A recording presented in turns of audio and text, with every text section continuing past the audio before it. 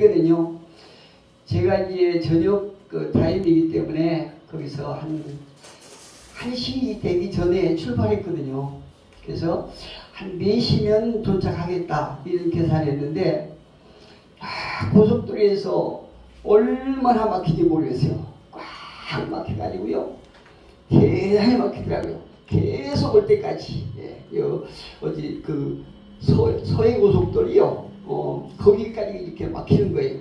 혹시라도 오늘 또 이렇게 제 시간에 또 오셔서 또 하나님 앞에 죄송하고 우리 함께 하시는 동역자분들에게 또 미안한 일이 있을까봐 조마잡했는데 그래도 시간전에 이렇게 잘 도착하게 해주신 우리 하나님 앞에 감사드립니다. 오면서 이제 차는 막히고 그래서 차 안에서 과자를 많이 먹어서 입맛이었는데 그래도 와서 아주 우리 목사님이 정성들이 하신 식사를 맛있게 잘 먹었어요. 언제 제가 한번 유튜브를 보니까 좀 재밌는 유튜브가 있어서 잠깐 소개하려고 합니다. 어떤 가족이 이렇게 함께 모여서 가정 식사를 하는 거예요. 식사를 하는데 아빠가 어린 딸에게 밥을 먹여줍니다. 그런데 딸이 밥을 안 먹는 거예요. 그래서 먹어 하면서 재차 먹이는데 딸이 고기를 돌려버리고 안 먹는 거예요. 아빠가 그렇게 사정하는데도 안 먹어요. 그러니까 아빠가 방에 가서 인형을 가지고 왔어요. 인형을 가지고 와서 인형을 딱 잡고 아빠가 숟가락으로 밥을 떠서 먹어 인형한테 그러니까 인형이 안 먹는 거예요. 아빠가 인형 보고 머리를 착 돌리면서 안 먹어? 그러니까 안 먹지요. 당연히 인형이 안 먹지요. 아빠가 먹어 하는데도 안 먹는 거예요. 그러니까 아빠가 인형을 막 때리는 거예요. 막 때리고 딸을 딱 보니까 딸이 눈이 덩그려서 보고 있거든요. 그러니까 아빠가 딸에게 안 먹어. 그냥 그때야 먹는 거예요. 딸이 겁에 아주 질렸겠죠. 이 상태를 굳이 하자고 하면 이런 상태를 무엇이라고 하냐면 대칭적 비유 이렇게 하는 겁니다. 우리 목사님도 아시겠지만 이런 상태를 대칭적 비유 이러는데 예컨대 갑이라고 하는 사람을 등장시켜서 을이라고 하는 사람을 교육시키는 거예요. 이 사람을 들어서 이 사람을 교육시키는 거예요. 직접 이 사람에게 교육시키는 게 아니고 이 사람을 통해서 이 사람을 교육시키는 것을 대칭적 비유 이렇게 하는데 성경에 보면요. 하나님께서 당신의 백성들을 교육시킬 적에 이런 방법을 많이 사용하신 대목이 있어요. 성경을 보니까 하나님께서 예수님께서 많은 당신을 따르는 사람들을 가르치실 때에 이 대칭적 비유로 가르치신대요. 예수님께서 당신을 따르는 많은 사람들 향해서 이렇게 말씀하세요. 저기 공중의 새를 보라. 저 새들이 농사를 짓거나 창고를 지어 모아두지도 않았는데 하나님께서 기르시지 않았느냐? 이렇게 예수님께서 말씀하신 거예요. 또 저 들에 있는 백합화를 보라. 수고하지도 않고 길쌈도 하지 않지만 솔로몬의 영광보다 더 아름답지 않느냐? 이렇게 예수님께서 말씀하세요.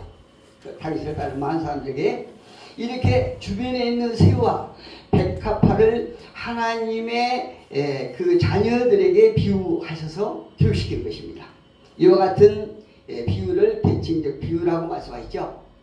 그런데 이 대칭적 비유의 목적은 예수님께서 마태복음 6장 30절에서 말씀하시기를 오늘 있다가 내일 아궁이에 던져지는 들풀도 하나님께서 입히시거늘 하물며 너희 일까 보냐?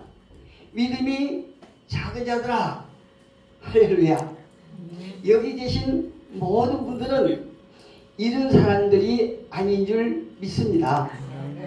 오늘 우리가 많은 사람들이 그토록 좋은 데로 산으로 들로 이렇게 오늘 지방에 가다 보니까 참 좋더라고요.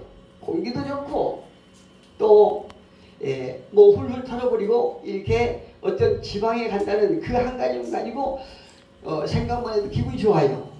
그런데 그렇게 어떻게 보면은 지혜롭고 총명한 그런 사람들은 산으로 들러 나가는데 약간 뭔가 그 사람들보다도 떨어진 것 같은, 지능이 떨어진 것 같은 그런 사람들만 여기 모여서 찬송을 하고 기도를 하고 말씀을 보고 있다는 것이 조금 뭔가 부족한 것 같아요.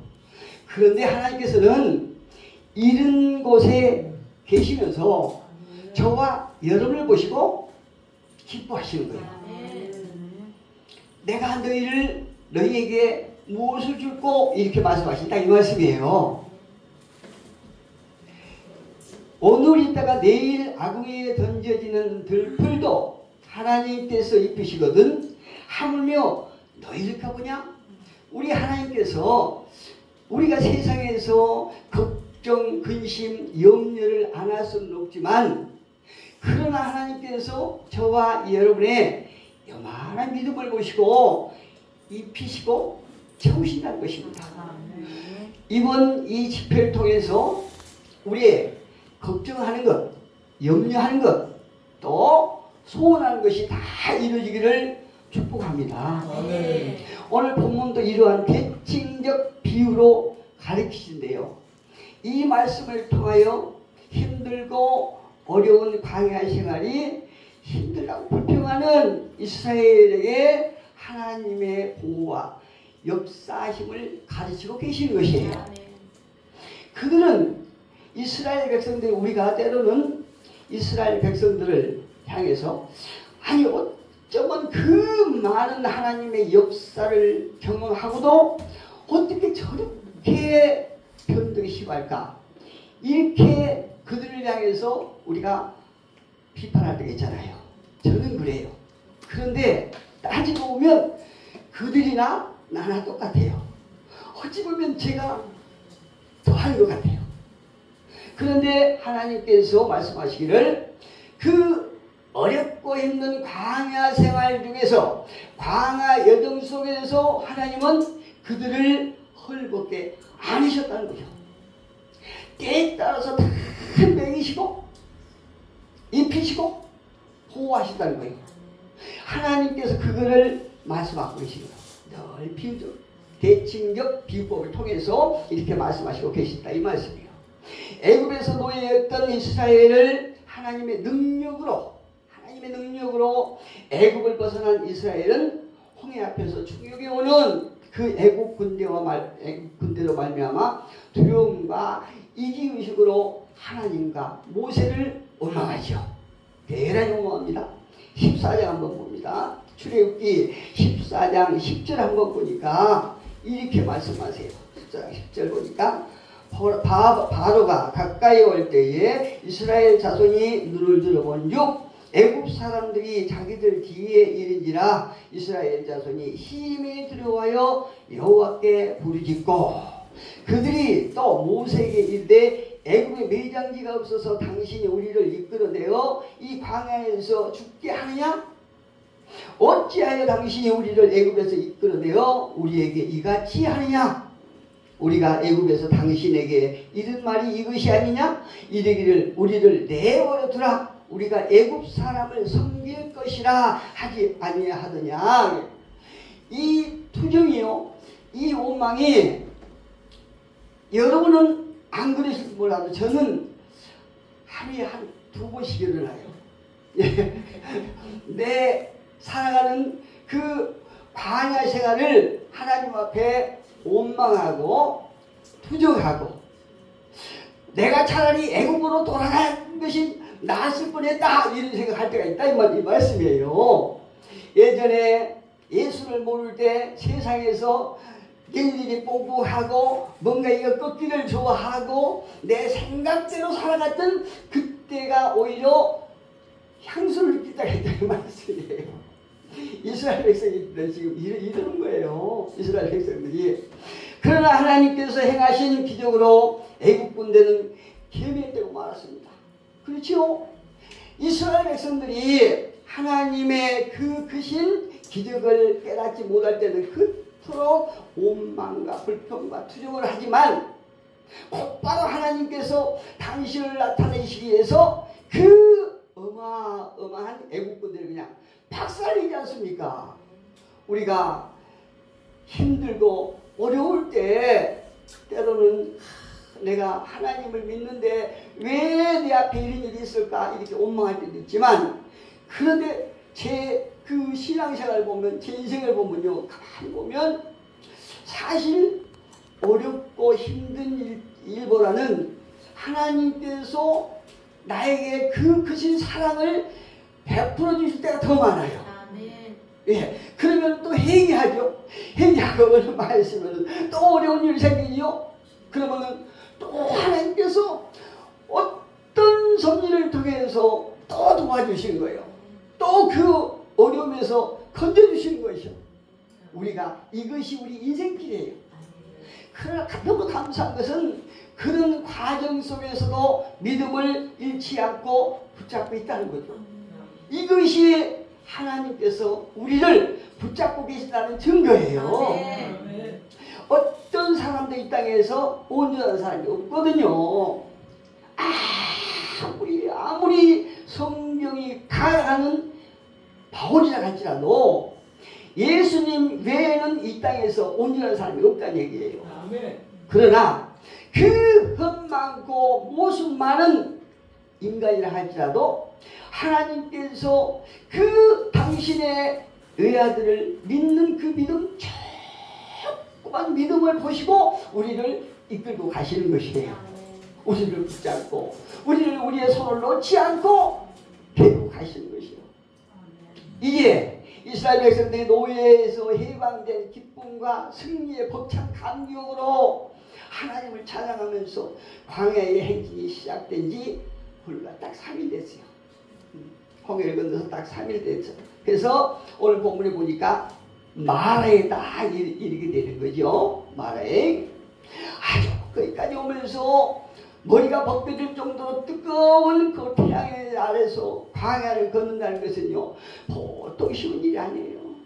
우리가 이스라엘 그 광야에서는 우리가 걸어보지 않았지만 그래도 우리가 이곳에서 우리나라가 그래도 기후가 참 좋다고 그러지 않습니까? 사기가 뚜렷하고. 그럼에도 불구하고 저와 여러분은 나름대로 힘들 때가 많이 있어요. 예, 아무리 뭐 기후가 좋고 살기 좋은 이 대한민국을 할지라도 그럼에도 불구하고 저와 여러분은 나름대로 힘들고 어려울 때가 있거든요. 때로는 우리가 견딜 수 있고 있는 한계의 치를 넘겨버릴 때가 있어요. 네, 센서가 망가질 때가 있단 말이에요. 우리가 살아가면서 이렇게 이스라엘 백성들이 그 뜨거운 광야를 걷는다는 건 보통 쉬운 일이 아닌데 우리도 광야길을 걷고 있는 것이에요. 우리도 어려움이 많습니다. 나름대로 우리가 하루하루 한 해 한 해 이렇게 살아간다는 것이 어찌 보면 고난의 길이에요. 그래서 어제도 이제 우리 부부가 어느 교회에 이제 조금 좀 규모가 있는 교회에 이제 헌신 예배 갔거든요. 거기 가서도 제가 이 어떤 그 어려운 고난의 행군 속에서 우리가 어떤 삶을 살아야 되는가, 그 속에서도 우리가 하나님 앞에 헌신하는 것만이 우리의 재산이요 또 믿음의 기초라고 제가 강조를 했는데요. 욥도 욥기서 5장 7절에서 어떻게 말하냐면은 사람은 오아시스를 누리기 위해서 이 땅에 오는 것이 아니고 고생을 위해서 태어났다고 그렇게 말했어요. 욥기 5장 7절에 보면 욥이 사람은 고생을 위해서 태어났다 이렇게 말하고 있거든요. 이처럼 이 땅에서 아무리 많은 것을 누리고 아무리 좋은 것을 누린다 할지라도 나름대로 고통스러운 것이에요. 저와 여러분도 마찬가지예요. 우리가 가는 그 길 자체가 광야거든요. 살아가는 그 자체가 광야거든요.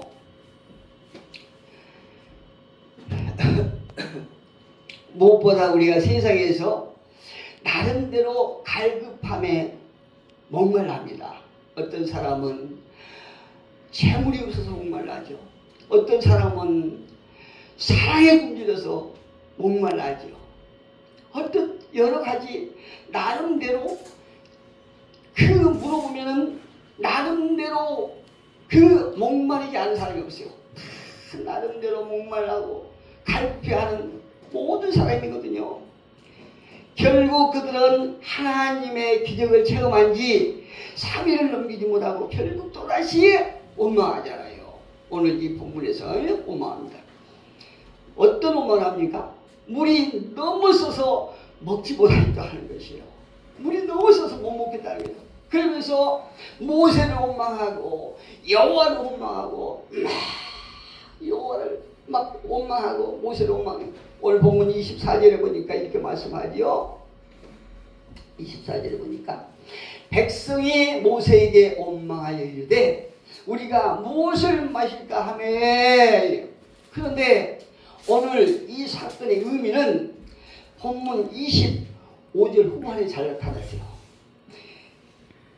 하나님께서 이 이스라엘 백성들을 먹을 수 없는 쓴물 있는 마라라고 하는 것으로 인도하신 그 목적이 25절 후반에 보면 잘 나왔거든요. 25절 같이 한번 읽어봅니다. 오늘 본문 25절 시작.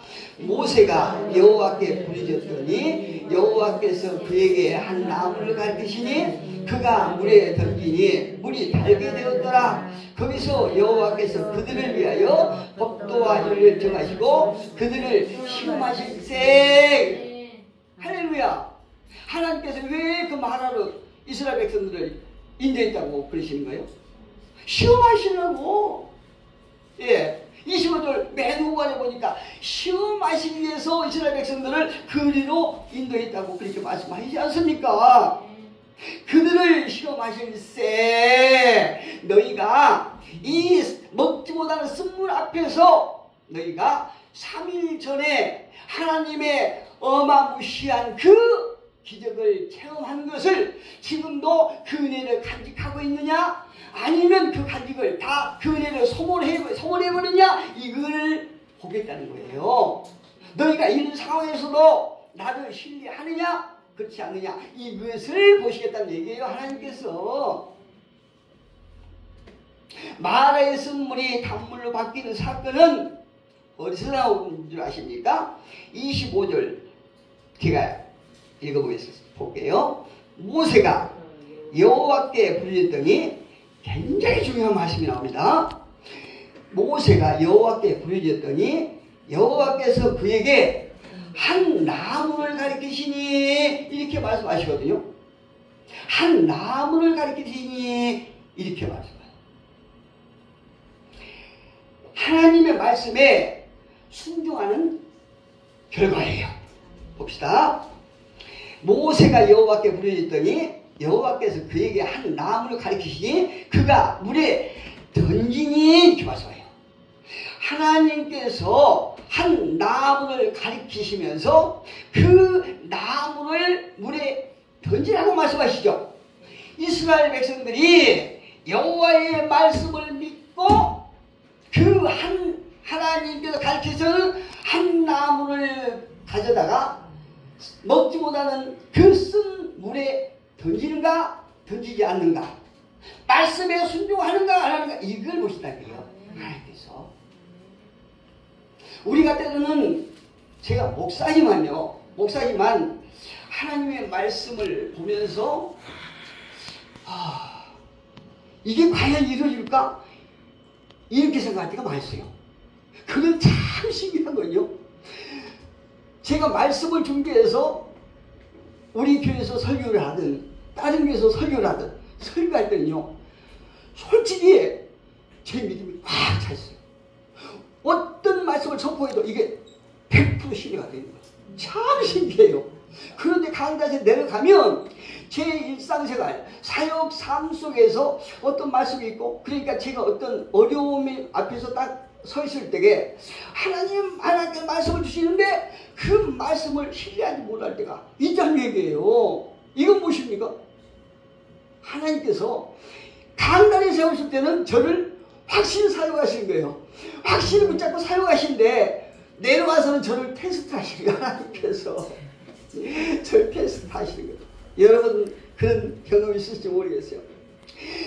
이제 하나님께서 말씀의 결과로 한 나무를 물에 담그는가 담그지 않은가 이걸 보신다는 거예요.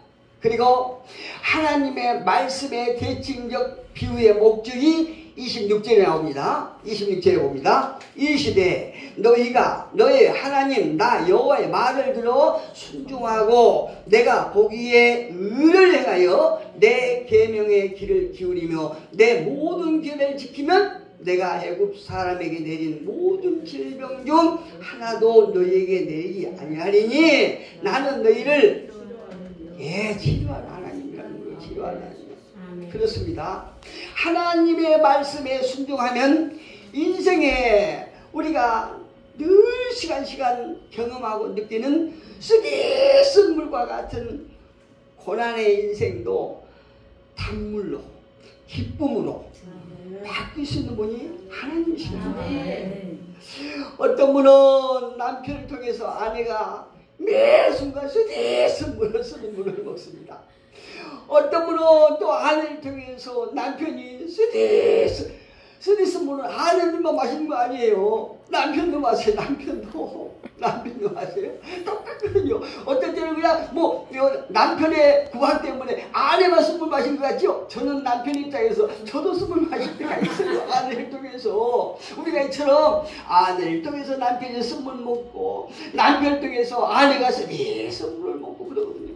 그런데 하나님은 치료의 하나님이에요. 우리가 남편을 통해서 아내를 통해서 또 이웃을 통해서 자식을 통해서 많은 쓴물을 계속 우리가 경험하면서 살지만 이 쓴물을 단물로 기쁨으로 바뀔 수 있는 분은 오직 하나님뿐이라니까요. 할렐루야. 오직 하나님. 어찌 보면 우리 중에 남편의 구박을 통해서 내가 온전히 살지 못하고 벌써 죽었을 그런 운명도 갖고 계신 분이 계실 거예요. 그런데 나름대로 하나님을 믿었다는 그 믿음으로 지금까지 버티고 계신 분도 계실 수도 있어요. 그렇잖아요. 예. 어떤 분은 또 아내의 그 빡빡 그것을 이기지 못하고 벌써 지푸려 죽었을 텐데 그래도 하나님을 바라보고 지금까지 견디는 그런 남편도 계실 거고 그럴 거예요. 저도 성격이 굉장히 왔다 하거든요. 저희 아내도 우리 사모도 왔다 하거든요. 저희 부르시면 퍽퍽 그런 것이 아니고 짱짱짱 그래요. 짱짱짱 그렇게 둘이 가거든요. 그런데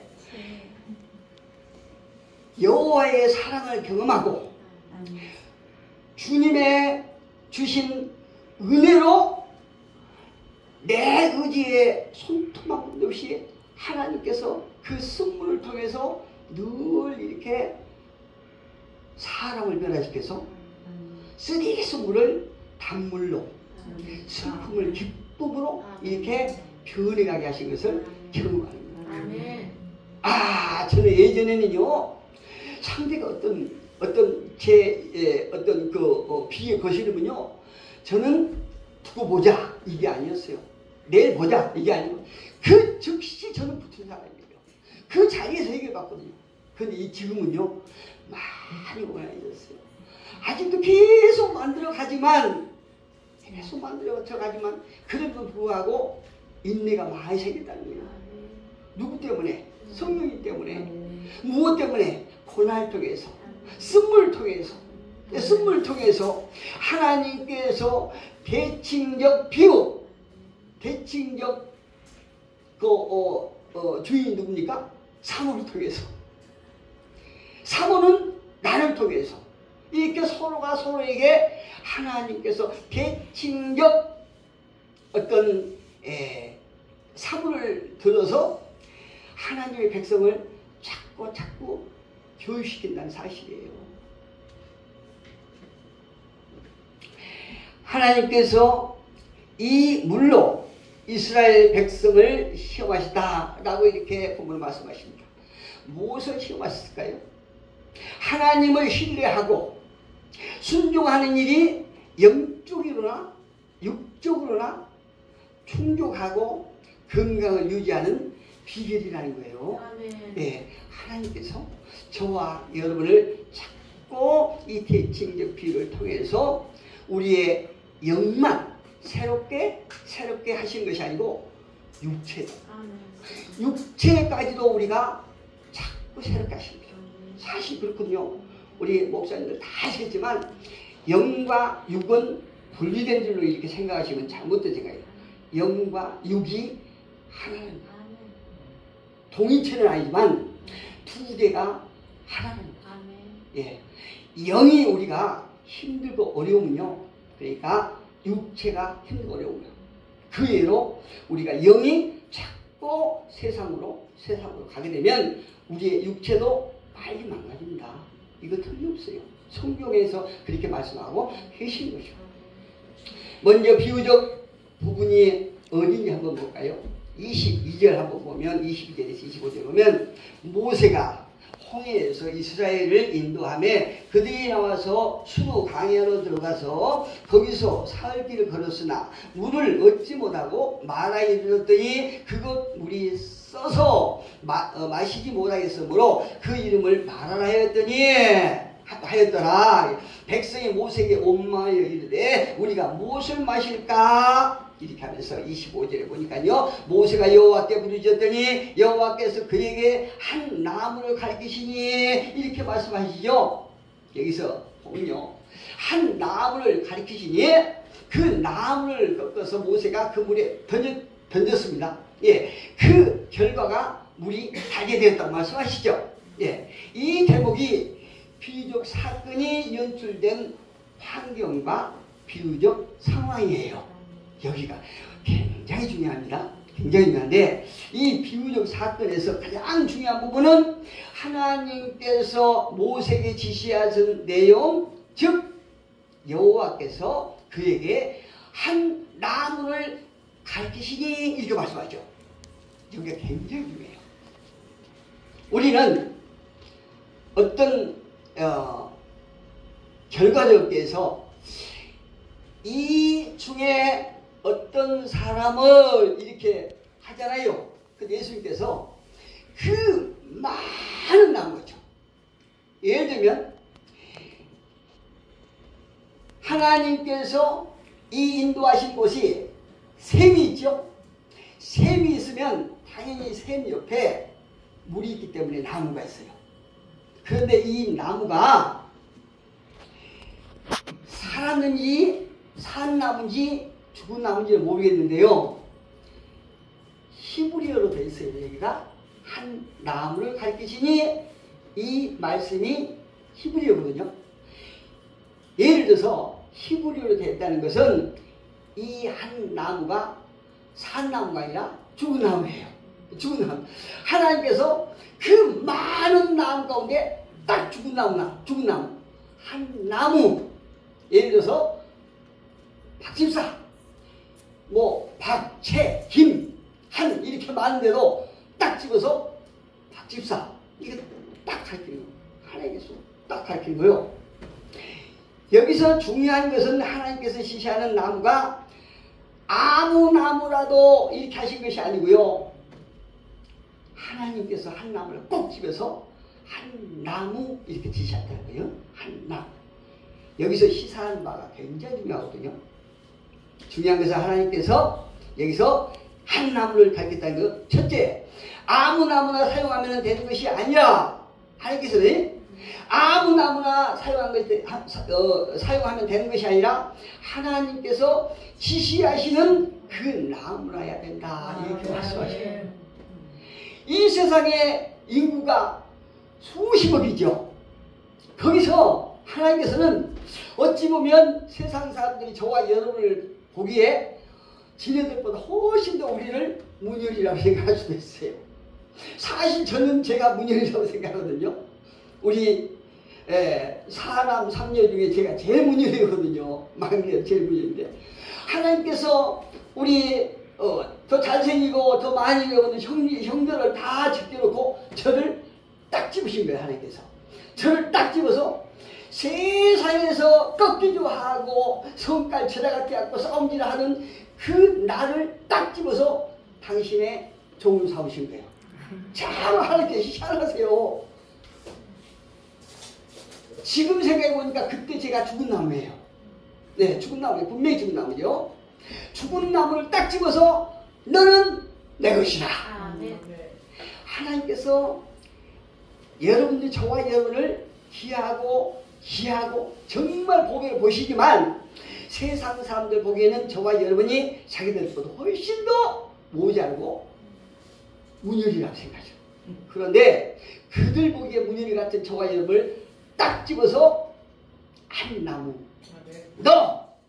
너는 내 것이다 이렇게 말씀하십니다. 참 하나님 어떻게 보면은 어리석은 것 같고 어떻게 보면 정말 신기해요. 그는 죽은 나무를 통해서 일을 하신다는 거죠. 근데요 여기서 하나님은요 그냥 두리뭉실 가리키신 게 아니고 분명하고 확실해요. 여러분 믿으시죠? 하나님께서 하신 것은 모든 것이 분명하고 확실하거든요. 사도행전 4장 12절을 보니까 이런 말씀이세요. 사도행전 4장 12절을 보니까 다른 이로서는 구원을 받을 수 없나니 천하의 사람 중에 이 세상의 많은 사람 중에 구원받을 만한 다른 이름을 우리에게 주신 일이 없습니다. 아멘. 할렐루야. 아멘. 우리에게 주신 이름이 누굽니까? 그 이름 예수 그리스도. 아멘. 이 땅에서 내가 예수다 아무리 지랄 난리 법석을 쳐도 하나님 다 아시는 거예요. 그들이 오리지널 그리스도가 아니라는 사실을 다 아시는 거예요. 자기네들이 아무리 입에 거품을 두고 별 난리를 쳐도 너는 짝퉁이다. 다 아셔요. 다 아셔. 그리고 저와 여러분을 보시고 너는 죽은 나무의 제자들이다. 다 알고 계시는 거예요. 다 알고. 얼마나 감사한 일이죠? 다른 이로서는 구원을 받을 수 없나니 천하 사람 중에 구원을 받을 만한 다른 이름을 우리에게 주신 일이 없고 오직 하나님의 독생하신 예수 그리스도 그 사람만 우리에게 구원자가 되신다. 이렇게 말씀하고 계시는 거죠. 정말 대단하지 않겠어요? 그리고 요한복음 14장 1절에 보니까 너희는 마음에 근심하지 말라. 하나님을 믿으니 또 나를 믿으라. 할렐루야. 하나님께서 딱 가르쳐서 한 나무, 당시 죽었던 나무를 살리셔서 하나님께서 말씀하시기를 이 땅에 딱 보내주시고 너희는 그 죽었다가 살아나는 난 그 나무만 믿으라. 근심하지 말고 마음에 근심하지 말고 두려워하지 말고 그 나무만 믿어라.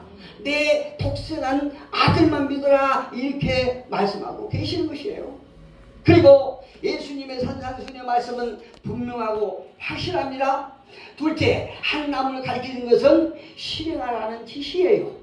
그리고 모세가 이 내용은 하나님께서 한 나무 가지를 가리키시면서 그것을 물에 던지라 이렇게 말씀하시죠.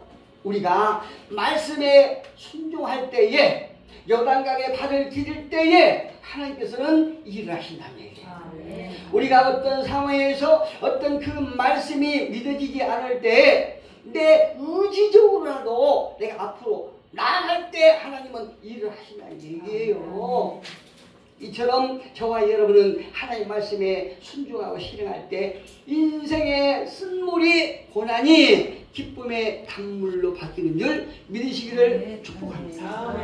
오늘 본문 25절 하반절에 보니까 여호와께서 그들을 위하여 26절까지 이렇게 말씀하세요. 이르시되 너희가 너희 하나님 나 여호와의 말을 들어 순종하고 내가 보기에 의를 행하며 내 계명의 귀를 기울이며 내 모든 규례를 지키며 내가 애굽 사람에게 내린 모든 질병 중 하나도 너희에게 내리지 아니하리니 나는 너희를 치료하는 여호와라.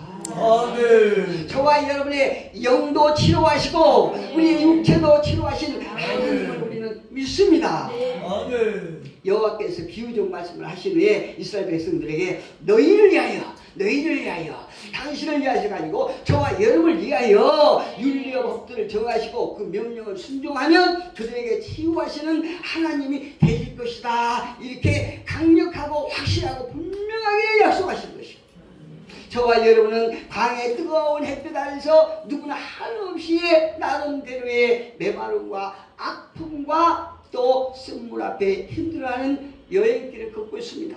오늘도 저와 여러분이 하늘을 지니면서 참 힘들고 어려웠던 그 과정을 경험하신 분도 계실 거예요. 그런데 우리 하나님께서는 그 모든 것을 보고 계시다는 거예요. 끝으로 하나님께서 지시하시는 한 나무는 쓴물을 단물로 바뀌게 하는 나무가 아니라 오늘날 예수 그리스도에게 적용한다면, 그리스도인들에게 적용한다면 하나님께 지시하는 쓴물을 달게 하시는 나무는 예수 그리스도인 것입니다. 분명해요. 하나님께서 지시하는 이 예수 그리스도는 저주를 복으로 바꾸신 분이시고 죽음을 생명으로, 고난을 기쁨으로 바꿀 수 있는 분은 오직 예수 그리스도 뿐인 것입니다.